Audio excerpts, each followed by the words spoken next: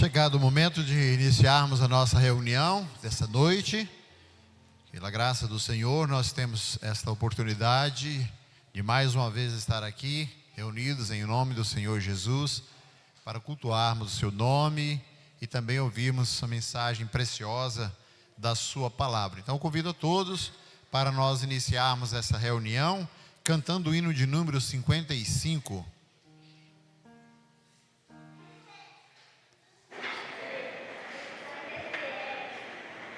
Hino de número 55.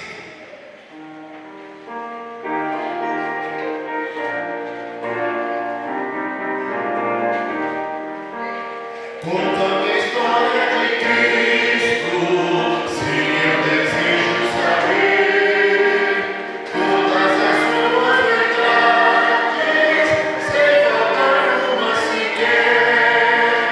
Conta dos anjos louvando a nascer em Belém. Glórias a Deus nas alturas, paz entre os homens também. Glórias a Deus nas alturas, paz entre os homens também.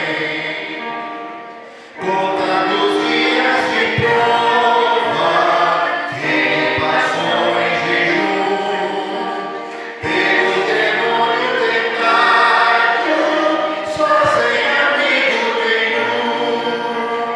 Conta dos muitos milagres ele no povo operou. Conta da sua bondade que sempre Cristo mostrou. Conta da sua bondade que sempre Cristo mostrou. Conta da cruz horrorosa onde pregaram depois, como os ladrões condenados, ele na cruz entre os dois. Conta que foi trajetória, conta que vem outra vez, conta que posso ser salvo pelo que Cristo já fez. Conta que posso ser salvo pelo que Cristo já fez. Vamos orar. Convido o irmão Carlos para estar dirigindo a Deus uma palavra de oração. Senhor, nós te agradecemos e também, Senhor, nós estamos muito alegres na tua presença, pelo privilégio de estarmos aqui reunidos em teu nome. Nós te agradecemos, Senhor, por vidas aqui presentes. Nós te pedimos, Senhor, que o Senhor esteja abençoando a cada pessoa que se fez presente aqui neste local. E também, Senhor, aqueles que não se encontram por algum motivo, o Senhor esteja visitando a cada um nas suas particulares necessidades. E também, Senhor, no estudo da tua palavra, do teu evangelho, dos louvores também, que for falado aqui, que esteja falando nos nossos corações, que nós possamos receber a tua palavra, em nome do teu Filho, nosso Senhor Jesus. Amém. Amém. Nós, em nome da igreja local, querendo dar as boas-vindas a todos que nos visitam nessa noite. E a todos os irmãos, sejam todos muito bem-vindos para mais este momento em que nós podemos nos reunir com toda a liberdade para termos momentos aqui de cânticos, de adoração e também a pregação da palavra do Senhor. Antes de nós prosseguirmos, quero deixar aqui alguns anúncios, qual tem faz parte, né, da nossa comunicação, da nossa agenda. Então nós temos um convite para o próximo dia 29, um encontro que haverá aqui na igreja local, no lado aqui no nosso auditório, o 9º encontro de quartetos. Então reserve essa data, domingo, dia 29, a partir das 9 horas da manhã. Esse trabalho ele vai se estender durante todo o dia até a noite. Haverá muitos quartetos aqui fazendo as suas apresentações, como também teremos momentos de estudo da palavra, momentos, oportunidade que nós, como igreja, também temos há muitas atividades para ajudar na concretização desse encontro aqui, né? E essas atividades, eu creio que os coordenadores vão estar aí passando, né? Já agilizando com aqueles que vão poder preparar tanto o ambiente ali, o local, aqueles que vão estar na manutenção, na cozinha, e que todos nós possamos nos dispor naquilo que seja necessário. Tá bem? Nós temos um convite também da Igreja de Teixeirópolis para o próximo mês, já no início do mês, o 3º Congresso de Jovens que vai acontecer ali. Será no dia 12 e 13 de outubro, dia 12 começando às 3 horas da tarde, 15 horas, prosseguindo até dia 13, domingo, durante todo o dia. É um convite também, não só para os jovens, mas para toda a igreja, aqueles que queiram participar. Então, eu creio que nós vamos estar falando também mais vezes nesse encontro e vendo como é que nós vamos estar trabalhando, né, para que a igreja aqui não precisa fechar para as reuniões e aqueles que for participar lá também possam participar. Irmão Assir pediu que nós estivéssemos lembrando da sua viagem amanhã de madrugada a Porto Velho, junto com a irmã Cleusa. Vamos lá lembrar da viagem do irmão para Porto Velho, junto com a irmã Cleusa, nas necessidades deles, para que o Senhor esteja guardando na viagem e abençoando em todos os processos, em todos os expedientes ali. Mais algum anúncio?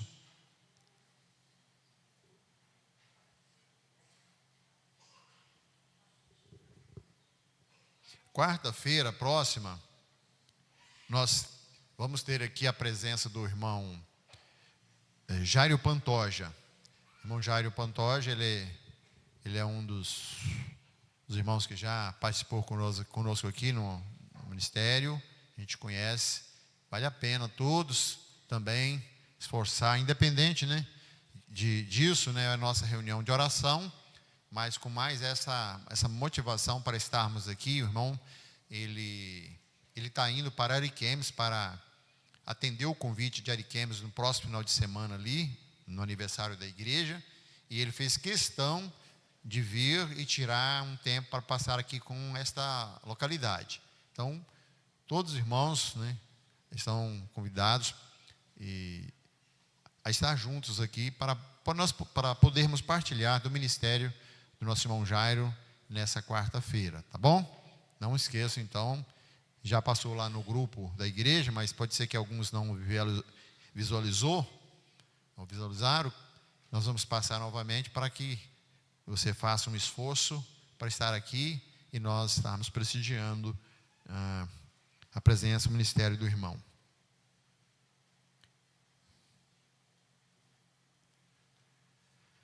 Vamos cantar por todos mais um hino. Se os irmãos quiserem citar, eu abro esta oportunidade.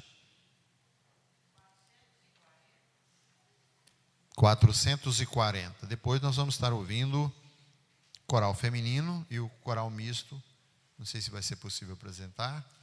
Se for possível, também o coral misto.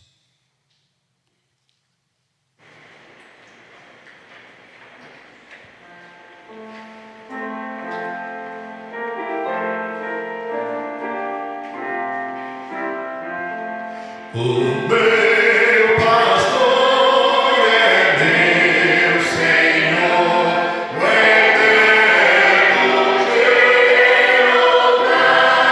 e nada pode me faltar, pois Ele tudo dá. Nos verdejantes mares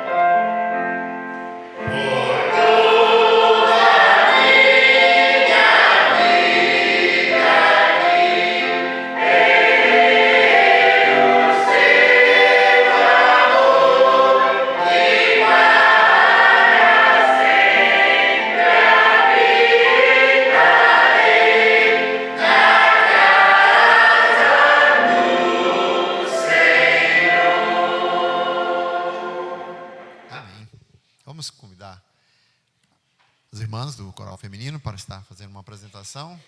E, se for possível, também o coral misto terá uma oportunidade logo após.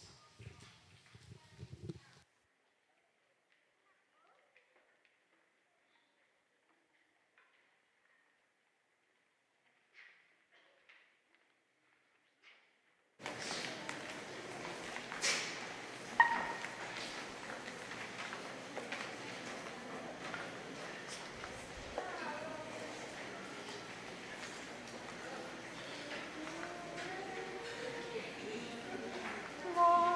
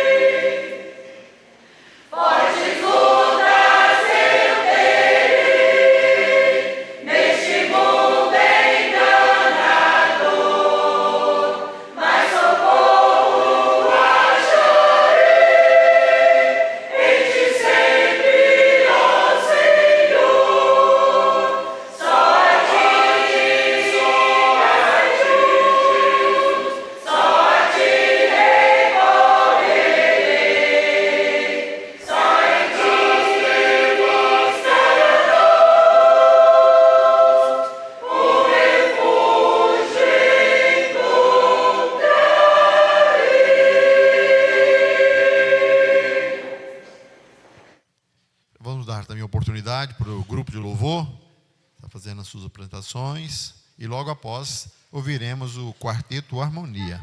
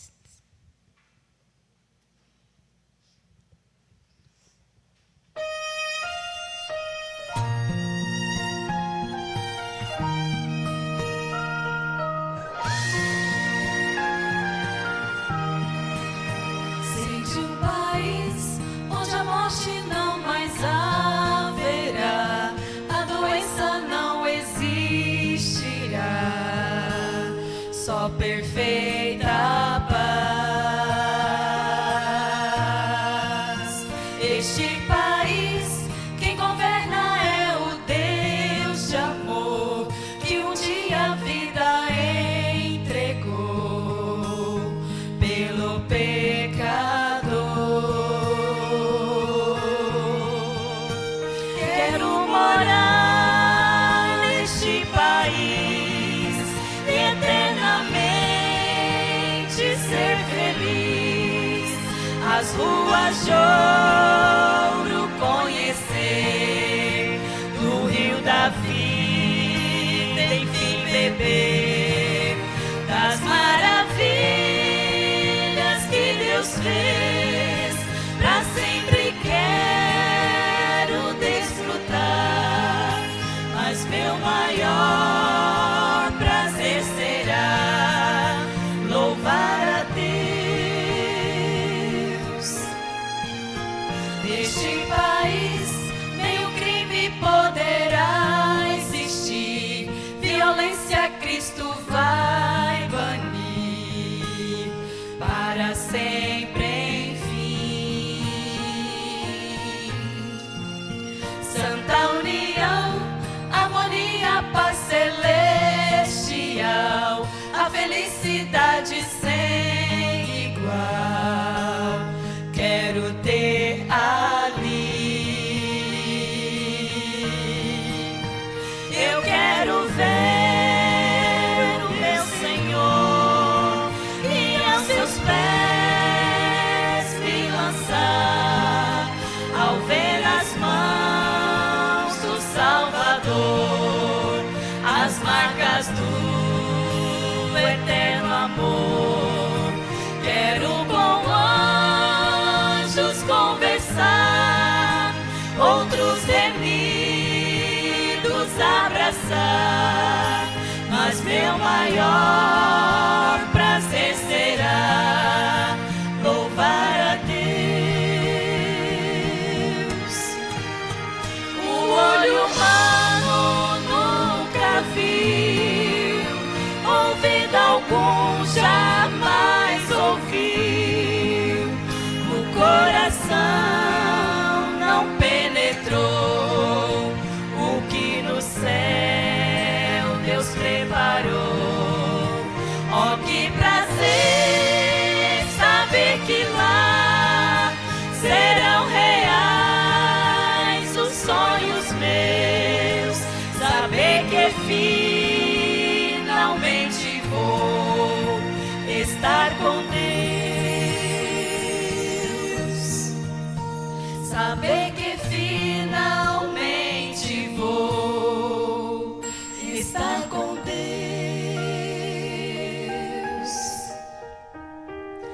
Emoção sem lágrimas, não posso explicar, mas vou sentir.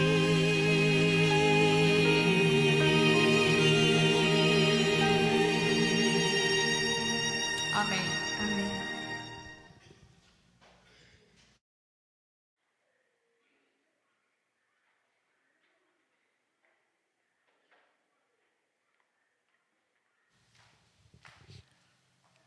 Querem cantar mais um hino por todos? Vamos cantar o hino de número 74. E enquanto isso, eu gostaria, enquanto a Messia assume ali, a irmã Lídia, que é a esposa do irmão Jairo Pantoja, também estará ministrando no horário das 18h30 com as irmãs.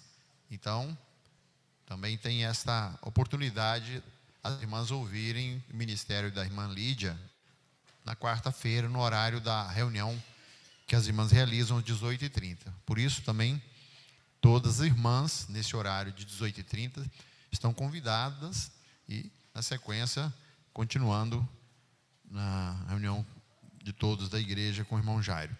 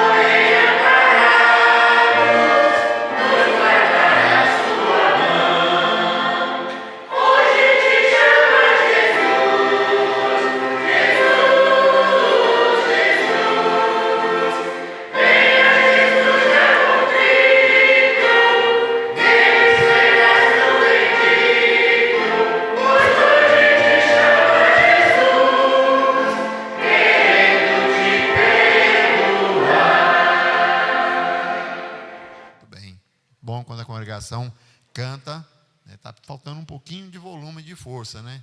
Mas nós vamos voltar a isso aí.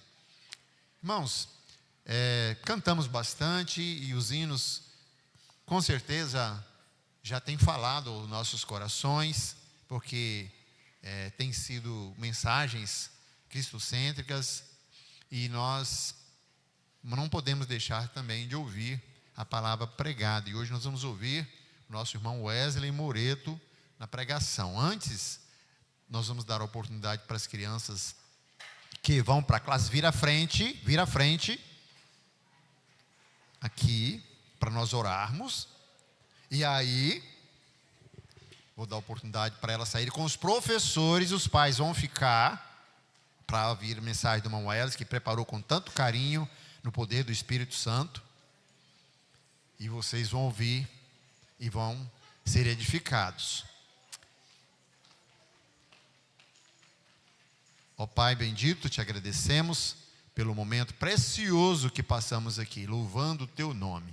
Estamos agradecidos pela rica oportunidade de nos reunirmos com as portas abertas, poder difundir a tua palavra. Ó Senhor, que privilégio o Senhor tem nos dado nesse local. Te agradecemos pelas vidas que aqui puderam chegar com o coração aberto para ouvir a tua mensagem. E aqueles que porventura, Senhor, ainda têm dúvida com respeito à sua salvação, seja um tempo oportuno para serem despertados e abrir o coração para o Senhor Jesus. E também todos nós tenhamos o coração aberto para sermos edificados com a tua palavra, para que a nossa vida seja transformada cada dia pela renovação do nosso entendimento, para que possamos crescer também em graça e conhecimento diante do Senhor. Tome-nos em tuas mãos. Também as crianças que vão para os seus estudos em especial, abençoe todas elas, para que também compreendam que são pecadoras e que precisam da salvação, e aquelas que já têm crido possam estar também sendo fortalecidas na graça. Os professores sejam capacitados por ti. Nós estamos lembrando também da família enlutada, pedindo o teu consolo, o teu conforto na vida de cada um. Ó Senhor, entregamos assim o restante desse culto, o irmão Wesley em tuas mãos, para que ele seja um vaso tomado em tuas mãos. Obrigado por tudo, nós oramos em nome do Senhor Jesus. Amém. Podem agora tirar. Wesley.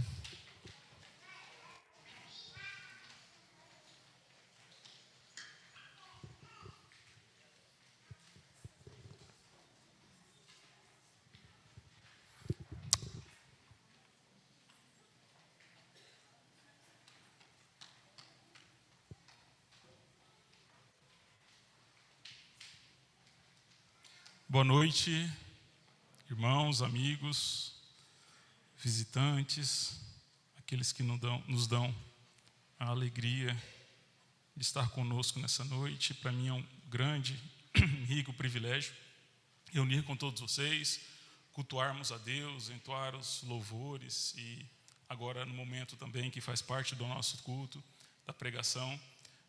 É um privilégio ter a atenção de vocês e que o Senhor Deus nos abençoe. Gosto muito de lembrar, e às vezes a gente ora dizendo, da vida contínua de pregação do Evangelho nessa igreja. As décadas, se passam e a mesma mensagem, a mesma mensagem, a mesma mensagem, a mesma mensagem pregada. O mesmo, não a mesmice, mas o mesmo Evangelho.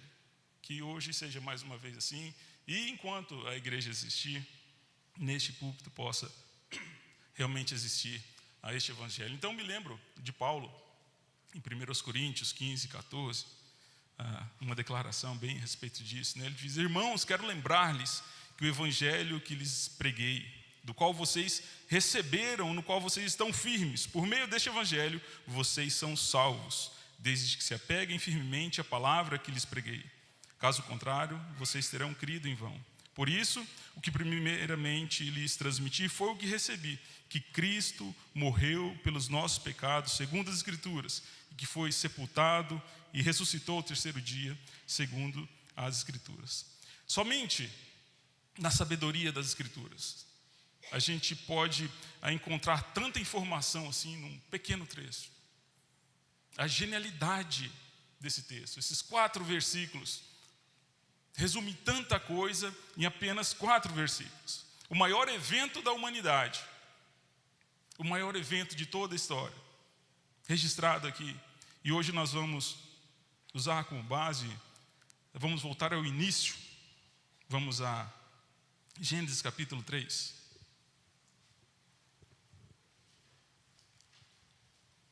É um capítulo não muito pequeno. Eu leria, mas estou um pouco já preocupado com o tempo. Então, é um texto bem conhecido, é um texto do relato da queda, onde a serpente começa a falar com Eva. Tá bom? Então, eu não lerei todo ele de início, mas ao longo da mensagem, ao longo da exposição, nós iremos conhecer e ler o texto. Ok? Que o Senhor, então, nos abençoe na compreensão da palavra, que o Teu Espírito traga em nós o convencimento daquilo que nós necessitamos. Mas por que esse texto? Por que Gênesis 3? Porque para a gente compreender apropriadamente a Bíblia, a gente precisa compreender apropriadamente Gênesis 3. A mensagem, toda a história da Bíblia, a gente precisa compreender. Porque aqui estão problemas trazidos, apresentados, e aqui também nós vemos soluções neste único capítulo. Para a gente entender a solução que é provida pelo Evangelho, a gente precisa entender também o que o Evangelho confronta, o pecado que ele tem o provimento em razão do pecado. E aqui em Gênesis 3, a primeira tentação nos apresenta a raiz fundamental de todo o pecado, de todo o mal. Se você alguma vez se perguntou por que o mal acontece, por que coisas terríveis acontecem, por que isso acontece, por que aquilo acontece, porque se você já se perguntou isso, a resposta está aqui, Gênesis capítulo 3. É bem didático dividir o texto em 4 partes, nós vamos tentar fazer isso. Primeiramente, do verso 1 ao 6, a gente vai ver essa repulsiva, esse engano repulsivo que está na natureza dessa primeira tentação. Tá bom? Vamos fazer a leitura, Gênesis capítulo 3, versos 1 a 6. Ora, a serpente era o mais astuto de todos os animais selvagens que o Senhor Deus tinha feito.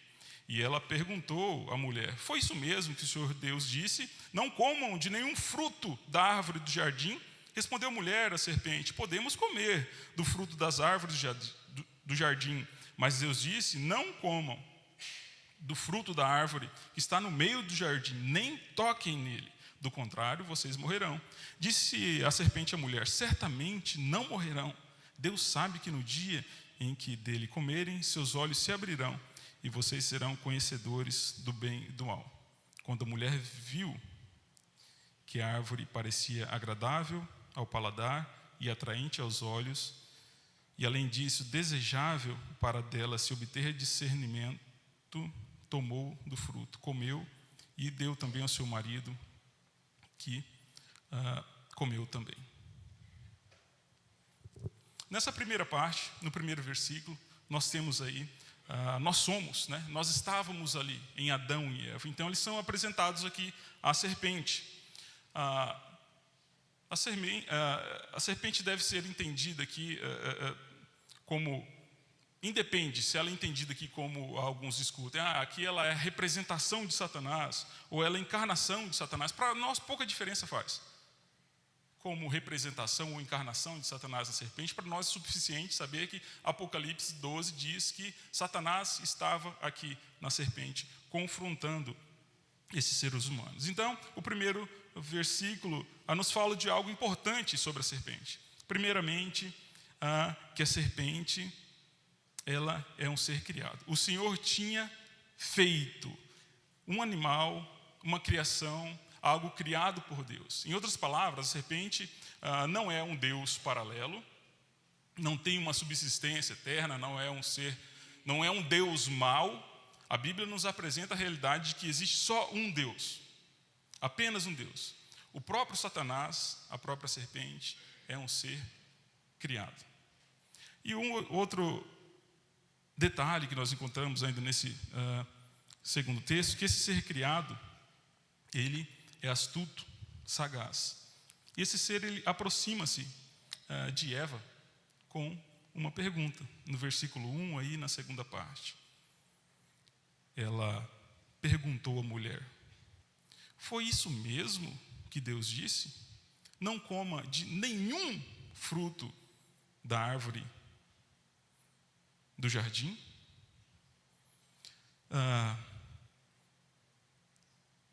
A tentação está começando. E observe a sagacidade, a astúcia de Satanás. Não é apresentado aqui nenhuma contradição. Eva. Tá lá, né? Não coma de nenhuma árvore do jardim. Satanás inicia de forma muito, com sua sagacidade, não apresentando contradição, para que a mulher pudesse já se repelir aquela conduta, né? Mas ela começa com a pergunta que dá a Eva a entender que ela tem direito de se colocar em pé e julgar a Deus. Estão me perguntando algo sobre Deus. Que importante que eu sou, né? Estão me perguntando se Deus está fazendo algo certo. E isso levanta o orgulho de Eva. E não apenas levanta o orgulho de Eva, mas também distrai. E ainda mais, veja que a serpente exagera no que ela diz. Se a gente se compara com o capítulo anterior, no capítulo 2, versículo 17, a ordem de Deus a esse casal é: não comam da árvore. Não é de nenhuma árvore. É uma árvore específica, né? Não coma desta árvore. Mas a serpente, ela exagera na consideração. E o projeto dessa pergunta é pintar Deus como alguém essencialmente contrário aos prazeres. É um Deus que só tem a dizer não, não, não, isso não pode, aquilo não pode. É pintar Deus como alguém chato, como alguém mau, como alguém que é contra a boa comida, o bom alimento. E tudo o que Deus tem a fazer por aí é dizendo: não, não, não, mal. Deus é mau. Deus não quer o nosso prazer, não quer a nossa alegria. Infelizmente, muitos hoje rotulam Deus dessa forma. Que Deus é um Deus de nãos. Deus é um Deus de proibições. Deus é um Deus que só quer proibir a nossa felicidade. E quanta dificuldade os seres criados têm. Quanta dificuldade os seres criados têm de se submeterem às instruções, aos mandamentos, aos conselhos amorosos do seu Criador. E fazem isso sem a mínima consideração de que eles são criados por Deus. Nós somos criados por Deus. Viemos à existência um dia sem nenhuma intencionalidade própria. A união ali dos gametas no útero da sua mãe, a fecundação, não é um trabalho nem do seu pai e da sua mãe, muito menos seu. Isso é programado por Deus. A união desses gametas e a multiplicação das células posteriores a isso, para tornar-se o que você é. Ninguém teve a intenção disso. É feito porque Deus estabeleceu assim. Mas, infelizmente, muitos querem se pôr de pé e orgulhosamente considerarem. Mas nós temos também a resposta que a mulher dá à serpente. Versículo 2 e 3.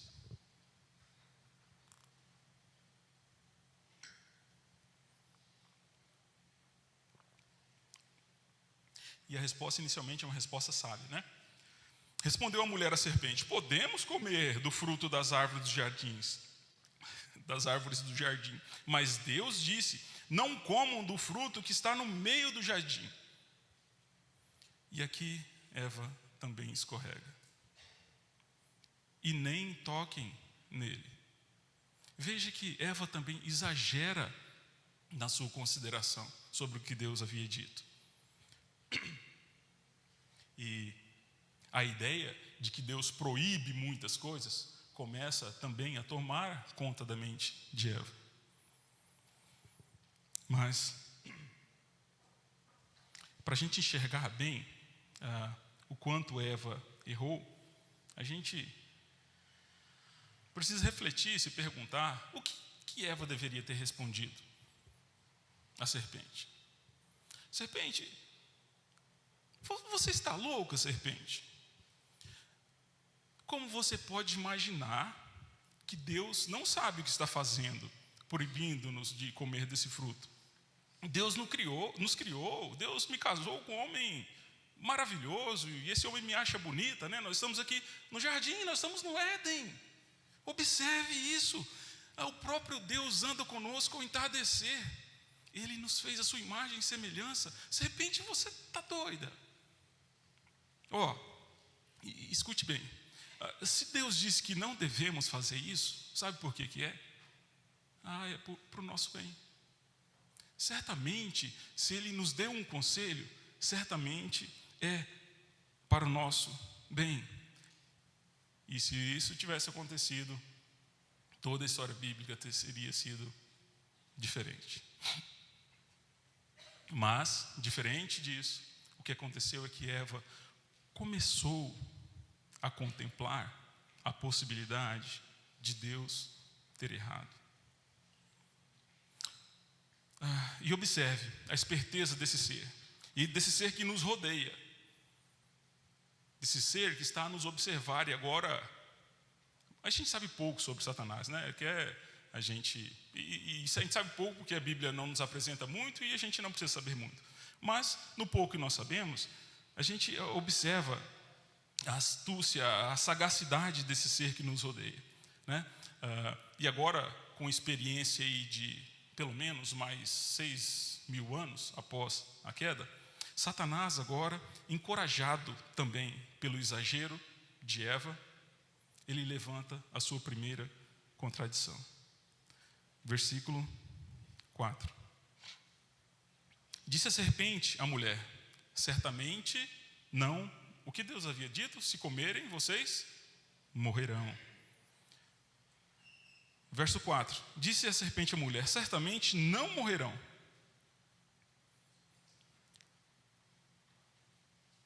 Certamente Deus não vai julgar vocês. E normalmente, costumeiramente, quando as pessoas querem negar a autoridade de Deus, elas começam negando o julgamento de Deus. Porque se você acaba com a doutrina do julgamento, qual temor vai restar para acabar com tudo mais que Deus havia ensinado? Então, a astúcia desse projeto da serpente, ela começa então negando o julgamento de Deus. Olha, Deus não vai julgar vocês. E o grande esquema de Satanás, a grande tentação, nós vemos aí no versículo 5. Vamos ler. Deus sabe que no dia em que dele comerem, os seus olhos se abrirão, e vocês, como Deus, serão conhecedores do bem e do mal. A essência dessa proposta, enganosa, totalmente enganosa, é que ela é parcialmente verdadeira e totalmente falsa. Ela é parcialmente verdadeira porque é verdade que se o homem e mulher comessem, o horizonte da concepção moral deles seria expandido. E é o que o Senhor mesmo diz no versículo 22, né? Bem depois. Então disse o Senhor Deus: agora o homem se tornou como nós, conhecedores do bem e do mal. Mas no outro sentido, então isso é verdade. A concepção moral deles seria expandida. Mas no outro sentido, o que Satanás diz é também completamente falso. E observe que o convite da serpente, o convite de Satanás, era para se tornar como Deus. A gente se lembra lá de Isaías 14, Ezequiel 28, qual foi o erro, o pecado de Satanás? É de se autodeificar, né? Não sei se mas é de querer se tornar como Deus, de querer se colocar no lugar de Deus, de receber a adoração de Deus. E ele fala, esses homens vão pecar também, porque eu acho que eu vou conseguir uma brecha, porque eles podem querer ser como Deus também. E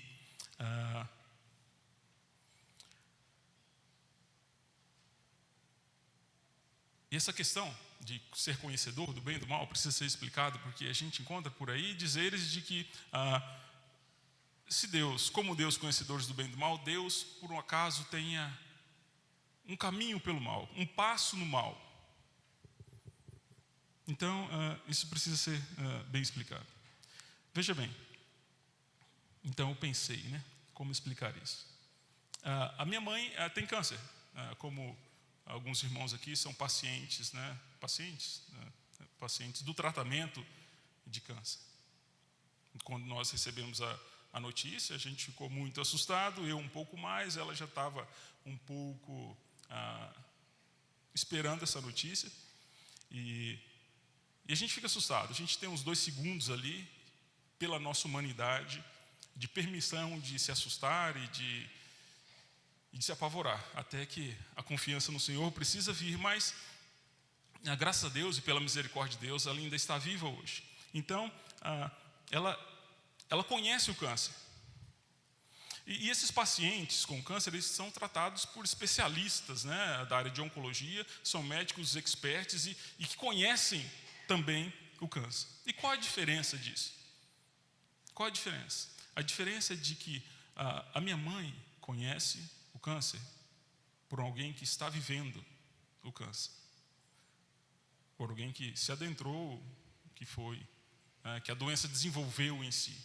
O homem conheceu o pecado por adentrar-se no pecado, por praticar o pecado.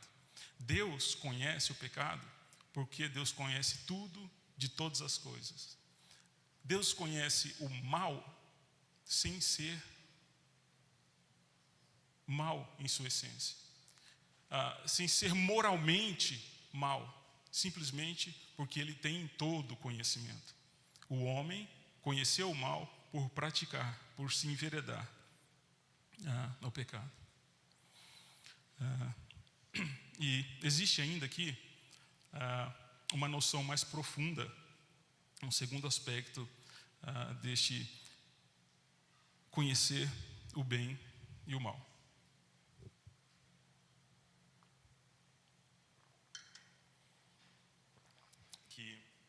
Que é o aspecto de determinar o bem e o mal. No capítulo 1 e 2, Deus está fazendo as coisas, Deus cria, Deus faz, e ao terminar ele fala que isso é bom. Ao terminar todas as coisas, Deus viu que tudo era muito bom. Deus determina, isso é bom. E aqui no capítulo 3, a humanidade, Eva, está sendo convidada por Satanás por determinar o que é bom para eles. Ou seja, vocês serão agora como Deus. Vocês vão exercer a função de determinar para si mesmos o que é bom e o que é mal. Então se Deus diz, olha, isso não é bom, o caminho é esse, o homem agora, ele passa a dizer, não, peraí, Deus diz que isso não é bom, mas para mim isso é mal. O convite de Satanás era para que a Eva agora, você pode ser como Deus, conhecedor do bem e do mal, e você pode determinar para você mesmo, tirando Deus do lugar dele, e você mesmo determinando para si o que é bom e o que é mal. Então o coração desse pecado não está apenas na quebra dessa regra, mas está também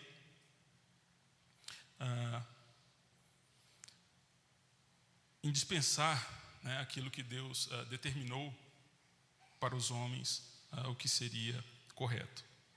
E hoje nós precisamos considerar Você que tem vivido os seus dias aqui, nesta terra. Você que está conosco aqui hoje, essa noite. Você tem vivido pelo que tem sido determinado por quem? Você tem vivido pelo que tem sido determinado pelo seu coração enganoso? O seu coração é enganoso. A Bíblia diz que ele é mais enganoso do que todas as coisas e corrupto. Ou você tem vivido pelas instruções do Senhor? Nós precisamos olhar para esse texto e ver. Agora, veja bem, passaram-se, e nós conseguimos ver isso. A humanidade toda tem vivido observando o que Deus diz, ou na ilusão ou no engano. Passaram-se pelo menos 6.000 anos, e veja, é a mesma coisa. Os homens têm vivido na ilusão daquilo que eles mesmos criam. Enganados. Veja, você tem um inimigo que derrodeia, que está ao seu redor, observando e colocando enganos. Agora, não deixe que esse engano o afaste do Senhor. Observe o versículo 6.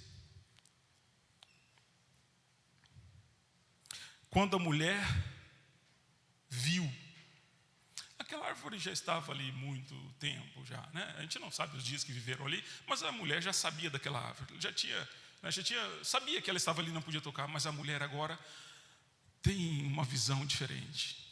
Ela passa a considerar aquele fruto proibido, porque ela passa a assumir uma autoridade de determinar para si o que ela poderia fazer. Versículo 6, quando a mulher viu que a árvore parecia agradável ao paladar, era atraente aos olhos, e além disso, desejável para dela se obter discernimento, tomou do fruto, comeu e o deu ao seu marido, que comeu também. Eva criou o seu próprio julgamento do que era bom ou mal, do que era certo e errado. Eva segue suas impressões enganosas, ao invés de seguir as instruções do Senhor. Querido ouvinte, meus amigos, talvez essa tenha sido a maneira com que você tem vivido, seguido talvez as suas impressões da vida. Eu acho que fazendo dessa forma vai dar certo. Eu acho que eu não estou muito errado. Eu acho que eu posso fazer isso, posso fazer aquilo. Acho que eu posso viver a vida do meu jeito. Agora veja, essas são impressões enganosas. As instruções de verdade, o doce convite, a gente observa Mateus 11. Mateus 11, 28 a 30, o doce convite do Senhor. Olha que bela instrução. Venham a mim, todos vocês que estão cansados e sobrecarregados, e eu lhes darei descanso. Tomem sobre vocês o meu jugo e aprendam de mim, pois eu sou manso e humilde de coração, e vocês encontrarão descanso para suas almas, pois o meu jugo é suave e o meu fardo é leve. Olha o convite maravilhoso do Senhor em Atos 3, verso 19, arrependam-se, volte-se para Deus, para que seus pecados sejam cancelados. E eu queria abrir parênteses aqui, né? Nessa questão do fardo ser suave, leve, porque uma teologia recente nos levou a reafirmar que o cristianismo ele é de negação das nossas vontades. O cristianismo, ele é de sacrifício dos filhos de Deus, mas a gente não deve se esquecer também que o cristianismo é leve. O fardo de Cristo é leve se comparado com o fardo do pecado. O fardo de Cristo é leve se comparado com o fardo dos fariseus, com o fardo de uma religião hipócrita. Não é um fardo, o fardo não é um fardo de tentar agradar a Deus. Não é um fardo de tentar conquistar, deixa eu corrigir isso aqui. Não é um fardo de tentar ser amado por Deus pela força.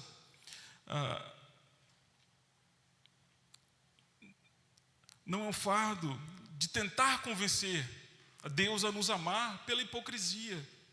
Não é um fardo de culpa, não é um fardo de abandono, não é um fardo de um Deus que vai te julgar. Mas o fardo de Cristo é leve, porque é um fardo que Ele já carregou por nós. É um fardo que carregou, é um fardo daquele que já carregou por nós tudo aquilo que restava sobre os nossos ombros, as nossas culpas, as nossas transgressões, os nossos pecados. Ele levou sobre si tudo. Por isso, não devemos nos esquecer que o cristianismo também é leve. E Eva, continuando, o nosso texto, Eva faz de si mesma árbitro, tirando Deus, então, do lugar de Deus e colocando a si mesma ali. E o texto registra em seguida o pior que nós podíamos esperar, no versículo 6.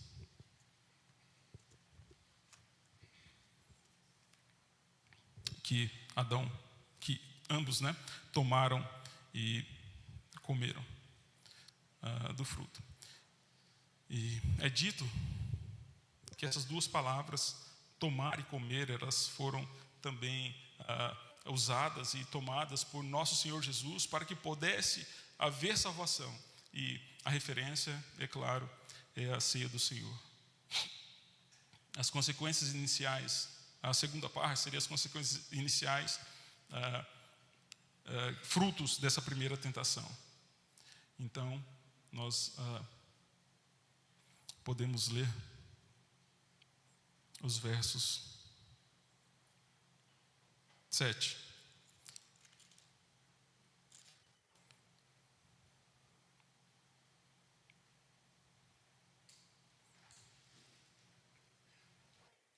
Então os olhos dos dois se abriram e perceberam que estavam nus. Então pegaram folhas de figueira. Então juntaram folhas de figueira para cobrirem-se.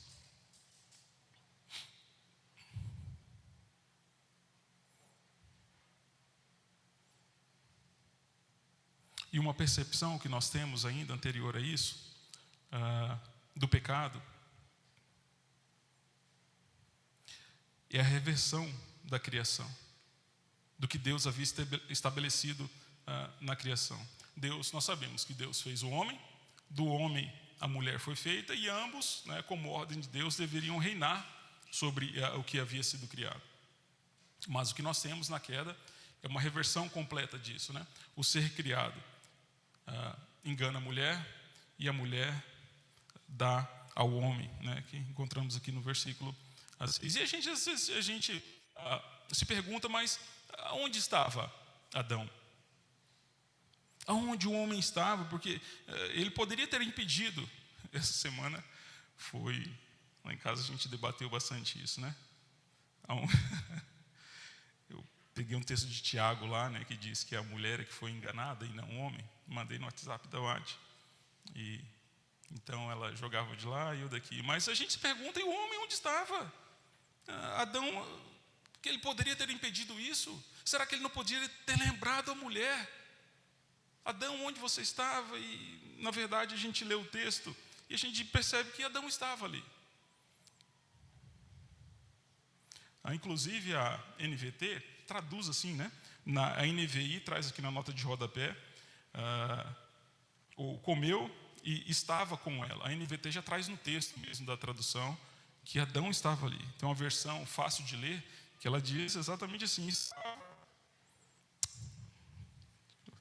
estiver falhando, vocês me falam. Adão estava ao seu lado. E nós vemos então com a queda a reversão de toda a estrutura da criação. No versículo 6. E em seguida, houve a morte. E as crianças nos perguntam na classe: houve a morte, mas Adão e Eva estão vivos. Eles não morreram. Mas que morte então foi essa? A morte de separação de uma comunhão com Deus? Será que a morte física, a morte corporal, né, morte física? Ou a segunda morte, que é a condenação eterna? E a resposta é que todas essas mortes. A condenação de Deus incluiu a separação do vínculo ali, da comunhão com Deus, a morte física e também a segunda morte, a pior delas. Por isso que a gente... Por isso que a gente folheia 2 páginas à frente e chega no capítulo 5, e o relato do Gênesis 5 é: e fulano viveu, teve filhos, viveu e morreu. Viveu, teve filhos, viveu e morreu. E morreu, e morreu, e morreu. A morte é a terrível realidade sobre as nossas vidas, porque nós pecamos. Vamos fazer a leitura de Romanos, capítulo 5. Romanos, capítulo 5.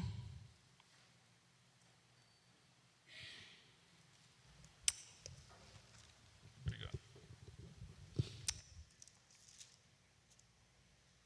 Verso 12 e depois verso 18 e 19. E a gente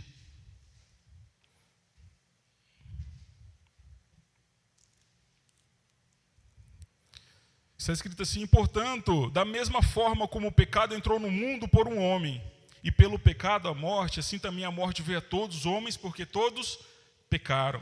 O que a gente observa aqui é a provisão do Senhor, provisão do Evangelho, o mal optado pelo homem.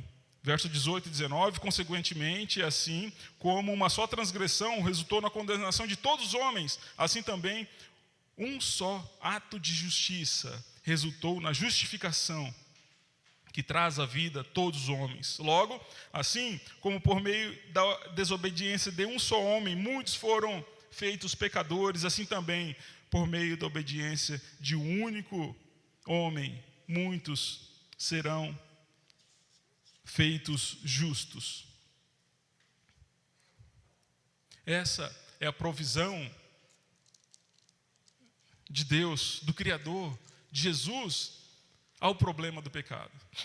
Se por um veio a condenação e o pecado e a morte, também por um nós podemos ser libertos e justificados e declarados justos dos nossos pecados.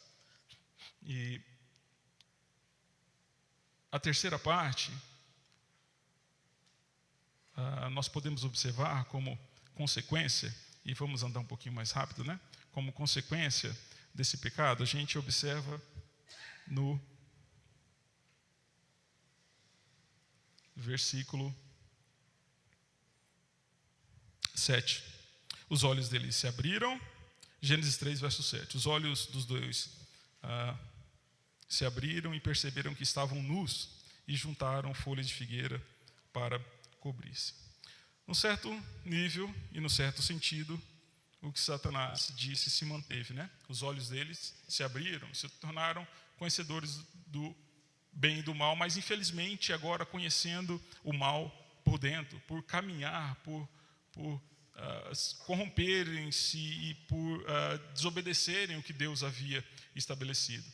E a maneira com que a Bíblia nos fala a respeito disso é falando da nudez. Observe o último versículo do capítulo 22, Gênesis 2, 25.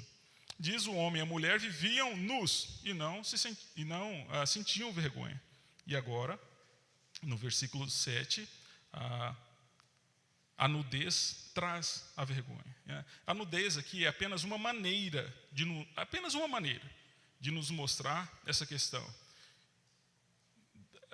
da vergonha que o pecado nos traz. Explicando um pouco também, homens, vocês gostariam que a sua mãe a sua irmã, a sua filha, soubessem todas as coisas que vocês pensam, talvez só de imaginar, a gente já se sinta muito envergonhado. Mulheres, vocês gostariam que seus pais, seus maridos, não citei a mulher no homem, né? Seus maridos, seus filhos, seus irmãos, soubessem dos seus medos, dos seus ódios, do que passa em sua mente? Eu acho também que só de perguntar, né? Nosso sentido. Eu lembro de um exemplo do Ronivaldo, filho da irmã Maria, né? Ele considerava assim: olha, se fosse projetado aqui os seus pensamentos, os que você teve pelo menos nesse dia, né? Qual seria a sua reação? Talvez nós sairíamos correndo desse ambiente. Mas o que resultou e o que resta ao homem é muita culpa e muita vergonha. Mas ainda como consequência, existe também a quebra da comunhão com Deus, que está no verso 28. Ouvindo o homem e sua mulher, os passos do Senhor Deus, que andava pelo jardim, quando soprava a brisa do dia, esconderam-se da presença do Senhor Deus entre as folhas, dentre as árvores do jardim.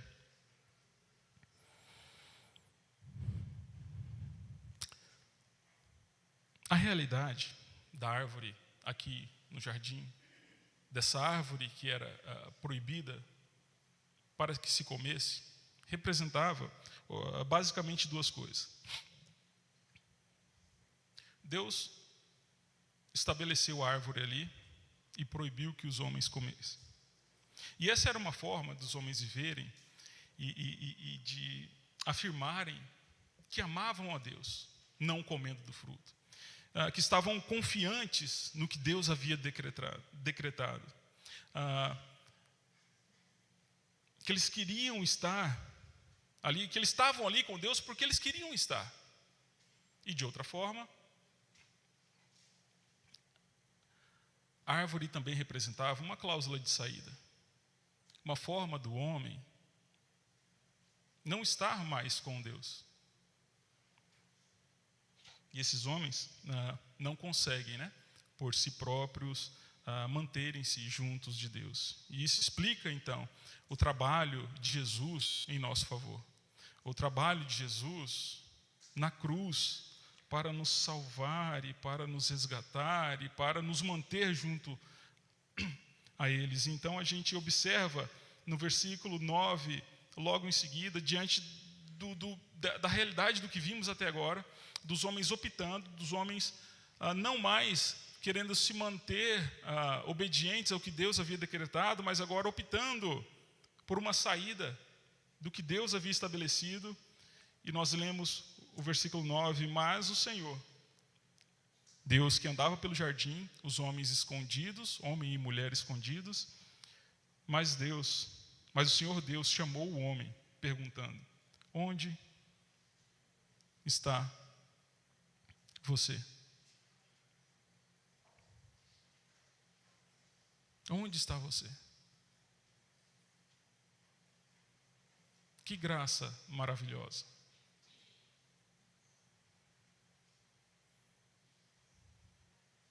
Porque Deus foi chamar o homem, se o homem tinha desobedecido, se ele tinha optado por sair da presença de Deus, por desobedecer, por julgar, por determinar por ele mesmo o que seria bem para ele, melhor, em detrimento daquilo que Deus havia estabelecido, Deus graciosamente vai ao encontro do homem e pergunta: homem, mulher, onde vocês estão? E não é porque Deus não sabia, né? Não é porque Deus não sabia onde eles estavam, né? O que Deus está querendo aqui fazer é expor também uma futilidade deles estarem escondidos. Como se esconder de Deus? E o homem então responde, verso 10, e ele respondeu: ouvi teus passos no jardim e fiquei com medo, porque estava nu, por isso me escondi. E Adão responde, né? E a sua resposta aqui revela apenas o sintoma. Deus pergunta, por que você se escondeu? Ele fala, porque estava nu, mas não fala que o problema real que aconteceu. Que, Deus, eu desobedeci, comi, mas então o Senhor continua dizendo, perguntando, né? No versículo 11, Deus perguntou, quem lhe disse que você estava nu? Você comeu do fruto do qual eu lhe proibi de comer? Adão, a dica está aí, fala. É isso que aconteceu? E o pecado já está instalado na raça humana. E o que o homem faz é acusar, ao invés de reconhecer o que havia feito.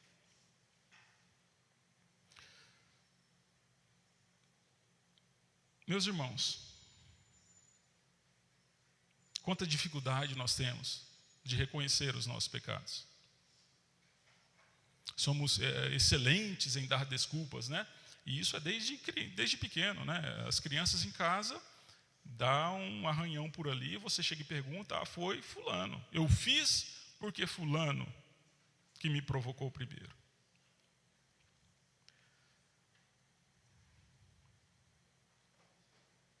Olha, no versículo 12 nós podemos continuar. E disse o homem a Deus, olha, foi a mulher que me deste por companheira, que me deu do fruto da árvore, e então eu comi. Ou seja, Adão está também criticando a Deus. Deus, se não fosse ela, se tivesse dado uma mulher melhorzinha para mim, talvez não teria acontecido isso. Foi ela, foi por causa do que o Senhor colocou aqui. Foi o Senhor que a colocou aqui. E Eva não é melhor que Adão. Eva, no versículo 13, o Senhor perguntou então à mulher, o que foi que você fez? E no mesmo versículo, aí a mulher responde, a serpente que me enganou. E eu comi.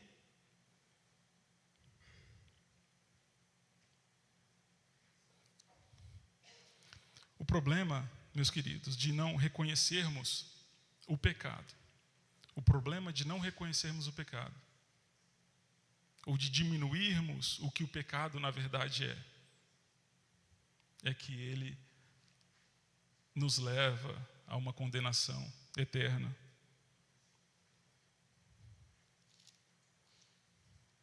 Esse casal achou no direito de se colocar no lugar de Deus e de determinar os seus próprios caminhos.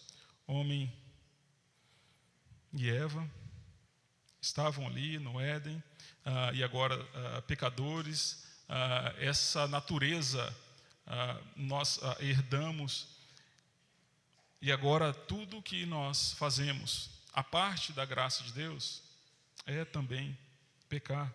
Observe Romanos 3, 9, verso 9 a 18.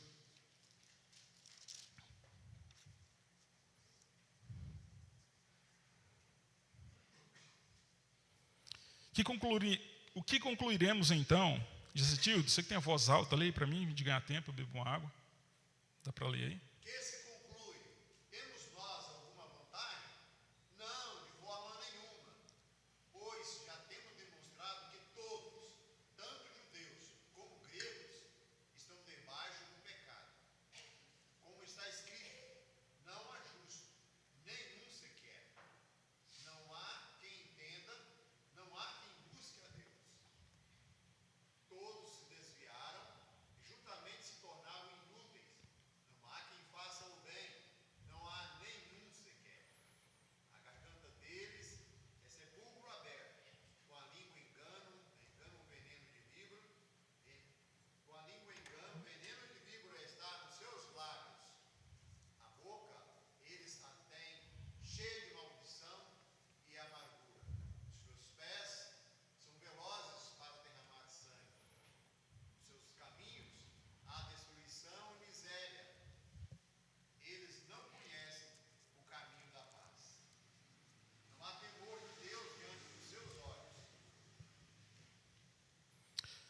Todos pecamos. Todos pecamos. A questão, essa é a realidade da nossa vida distante da graça de Deus. Tudo que nós fazemos é pecar. Nós temos essa natureza. E nós podemos saber quando alguém está próximo de se encontrar com Jesus, essa pessoa rompe a barreira do reconhecimento, do não reconhecimento do seu pecado, e ela fala: Senhor, tenha misericórdia de mim. Tenha misericórdia de mim, Senhor. Quão horrível pecador eu sou. E avançando um pouco mais, vamos no versículo 14 a 19 ali, em Gênesis 3, nós temos a maldição de forma explícita, né? Declarada pelo Senhor. Nós vamos andar um pouco mais rápido, mas observando, né, nós temos aqui a maldição sobre a serpente. Agora ela iria rastejar, seria maldita entre todos os rebanhos domésticos, sobre todos os animais selvagens. E a segunda parte da maldição sobre a serpente, versículo 15: porém inimizade entre você e a mulher, entre a sua descendência e o descendente dela. Esse lhe ferirá a cabeça e você lhe ferirá o calcanhar. Este texto é conhecido como proto-evangelho, a primeira anunciação do evangelho. Deus demonstra graça não apenas procurando Adão e Eva quando pecaram, dizendo: onde estás?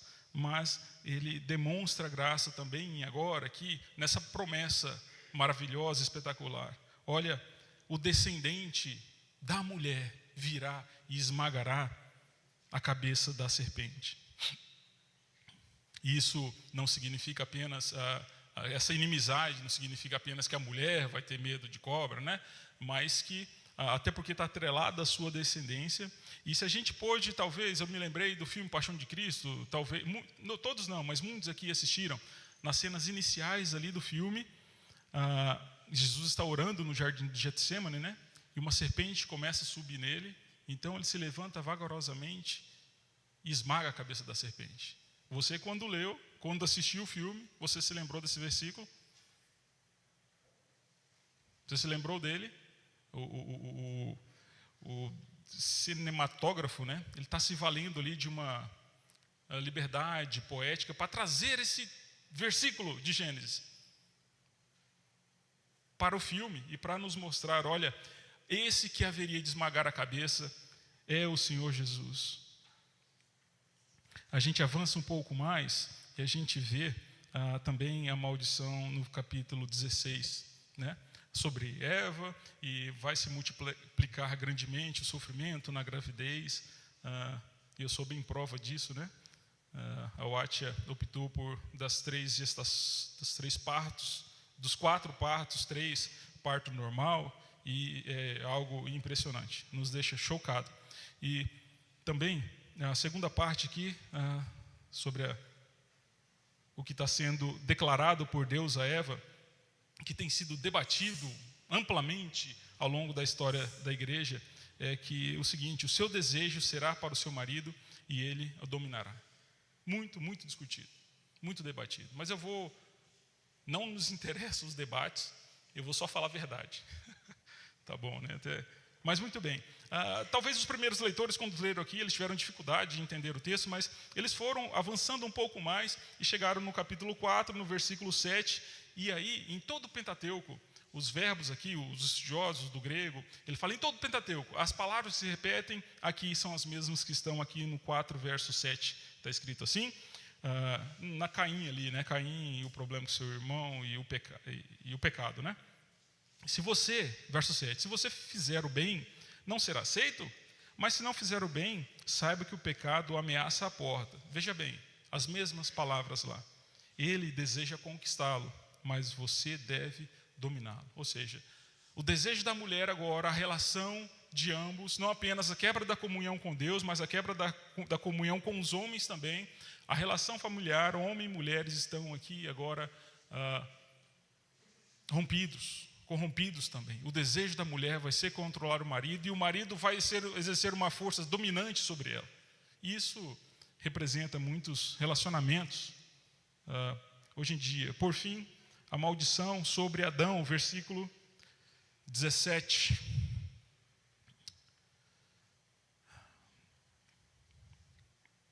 Ao versículo 20, eu vou apenas ler. O homem declarou: visto que você deu ouvidos à mulher e comeu do fruto da árvore, da qual eu lhe ordenara que não comesse, maldita a terra por sua causa. Com sofrimento você se alimentará dela todos os dias da sua vida, e ela não dará espinhos e ervas daninhas, e você terá que alimentar-se das plantas do campo. Com o suor do teu rosto você comerá o seu pão, até que volte à terra, visto que dela foi tirado. Adão, e se lhe resta alguma dúvida ainda, você é pó, e ao pó você vai voltar. Versículo 20, Adão deu à sua mulher o nome de Eva, pois ela seria mãe de toda a humanidade. O primeiro ato de cumprimento do versículo 15. No versículo 15 nós temos a anunciação do Evangelho, e o primeiro ato está aqui em Adão, dizendo que aquela mulher, ela seria mãe de uma grande, a sua descendência seria grande. No versículo 21, o Senhor Deus fez roupas de pele para com elas vestir o homem, e porque ele usa peles de animais, aqui um animal teve que morrer.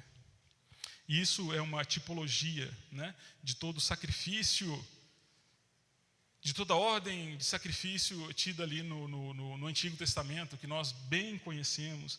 E após então milhares e milhares de cordeiros mortos, uma voz pode ser ouvida: eis o Cordeiro de Deus, que tira o pecado do mundo.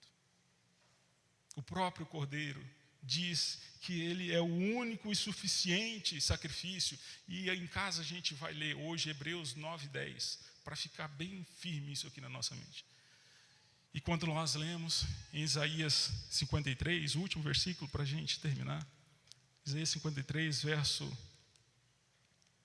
5 a 7, está escrito assim: mas ele foi transpassado por causa das nossas transgressões, foi esmagado por causa das nossas iniquidades. O castigo que nos traz a paz estava sobre ele, e pelas suas feridas fomos curados. Todos nós, tal como ovelhas, nos desviamos, cada um de nós se voltou para o seu próprio caminho, e o Senhor fez cair sobre ele a iniquidade de todos nós. Verso 7, ele foi oprimido e afligido, e contudo não abriu sua boca. Como um cordeiro foi levado ao matadouro, e como ovelha diante dos seus tosqueadores fica calada, ele não abriu a sua boca. A raiz dessa visão de Isaías estava lá em Gênesis 3. E o fruto dessa visão estava na cruz. Em última instância, a raiz do problema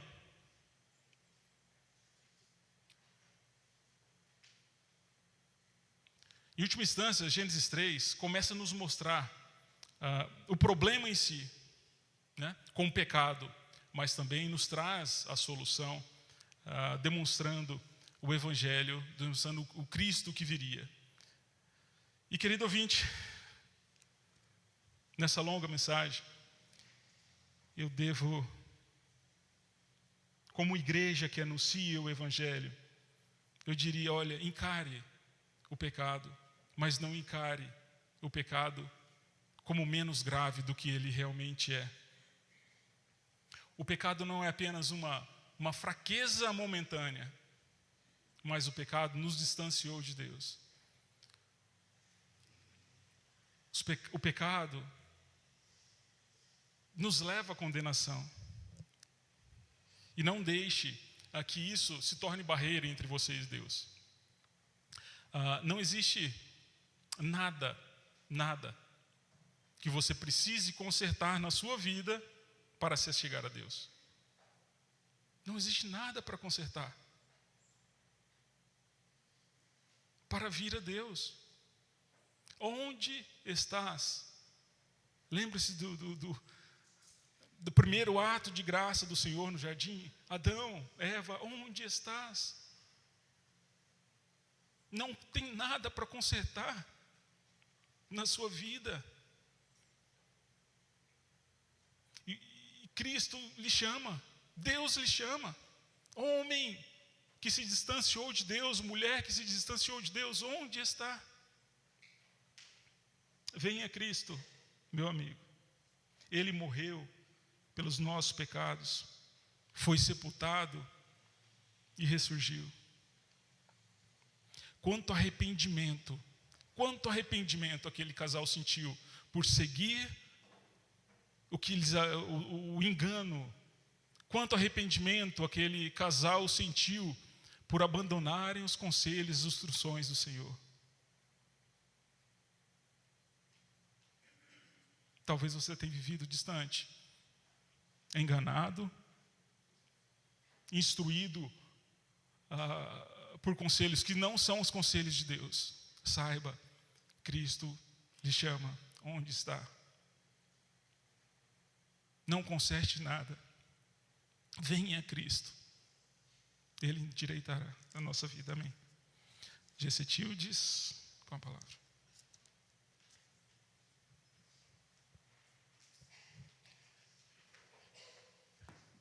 Oportunidade que o Senhor tem nos concedido para ouvir a exposição do Evangelho de graça do Senhor Jesus na história da queda de Gênesis, mas também na história da redenção em Cristo Jesus, o segundo Adão, aquele que veio para nos redimir, e todos aqueles que creem recebem o perdão e a salvação. Nós vamos cantar mais um hino, o hino de número 134, sobre esta alegre verdade,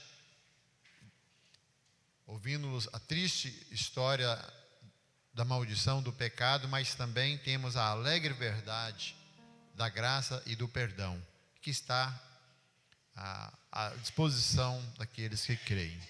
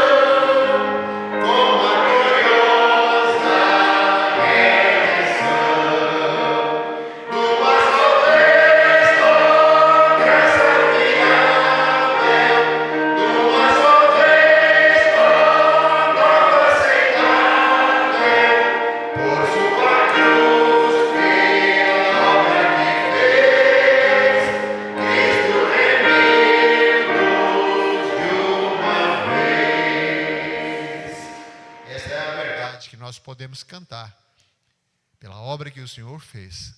Ele nos remiu de uma vez, e que seja uma realidade na vida de todos nesta noite, que possam ter consciência de que tenham seus pecados perdoados em Cristo Jesus. Agradecemos mais uma vez a todos, e lembrando que se o Senhor permitir, voltaremos aqui para nossas reuniões na quarta-feira, mais uma vez reforçando aí o convite com a presença dos nossos irmãos, a irmã Lídia e o irmão Jairo Pantoja. Todos estão convidados. Vamos ficar de pé, quero convidar aqui o irmão Gilberto Silva para estar orando ao Senhor, e logo após estaremos dado por encerrado essa reunião.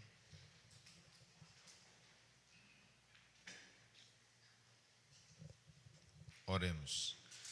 Pai bendito, nós te agradecemos, Senhor, mais uma vez, pelo grande privilégio de poder participar desta reunião, de podermos, ó Deus, tirarmos um tempo em nossa vida para poder dedicar ao Senhor, para poder aprender da sua palavra. Por os hinos entoados aqui nessa noite, nós queremos agradecer ao Senhor por essa rica oportunidade que esta igreja tem nessa localidade, poder de portas abertas, abrir a tua palavra e expor desde o princípio o que o Senhor preparou para toda a humanidade e para essa igreja hoje. Nós te agradecemos, ó Deus, te louvamos e pedimos a continuação das suas bênçãos, a vida do nosso irmão que trouxe a tua palavra, que o aprendizado também possa ser dia após dia presenciado em nossas vidas, que nós possamos viver, que nós possamos a cada dia buscar aprender mais do Senhor. Ó Deus, nós te pedimos, continue conosco no restante desta noite, nos leve em paz, nos dê uma semana de trabalho, nas oportunidades que esta igreja tiver reunida, que nós possamos ter gozo e ter também o privilégio de poder estar aqui reunidos. Nós oramos agradecidos por tudo, oramos em nome de Jesus. Amém.